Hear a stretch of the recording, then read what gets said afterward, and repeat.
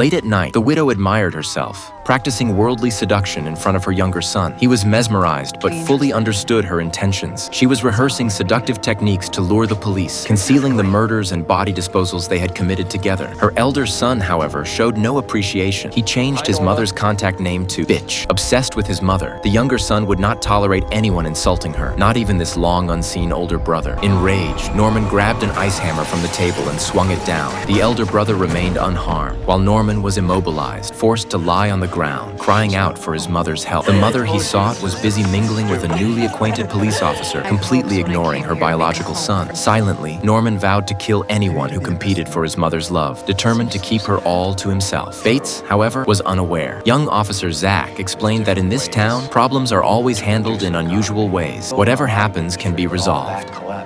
Bates understood the implication. This young man also sought to possess him, but the mother had no time to flaunt her maternal influence. Once midnight passed, she would return to care for her children. Norman feigned being the obedient child, and events unfolded as he desired. Bates stroked his cheek, asking him what had happened. Norman half-heartedly pretended to defend his brother, finally leaving him with a chilling choice. It's me or him. You decide. Bates was tormented, yet he could not fully let go of his elder son, Dylan. Dylan had always been a mistake, a monster created by her at 17. And could never compare to beloved Norman. Dylan represented the shared pain of mother and son. He had to disappear forever, not just leave the hotel, but vanish from the world entirely. Only then could nothing threaten the mother-son bond. Norman, satisfied, greedily absorbed his mother's love. Everything changed when his schoolmate Emma broke the spell. She summoned Norman urgently, revealing a startling discovery in the risque book he had borrowed from her. It contained records of an international human trafficking case. 4 Chinese girls had been abducted into the mountains, subjected to horrific abuse, and their bodies destroyed, buried in an exile ground near the town at St. Demon Mountain. Emma became obsessed with the case, her gaze sharp and unnerving, sending chills down Norman's spine. Unaware it was part of Emma's manipulation, Norman's heart raced. Having just tasted his mother's affection, he could not refuse her invitation. Determined, he accompanied Emma to St. Demon Mountain to investigate the trafficking, and their journey proved to be as consequential as expected.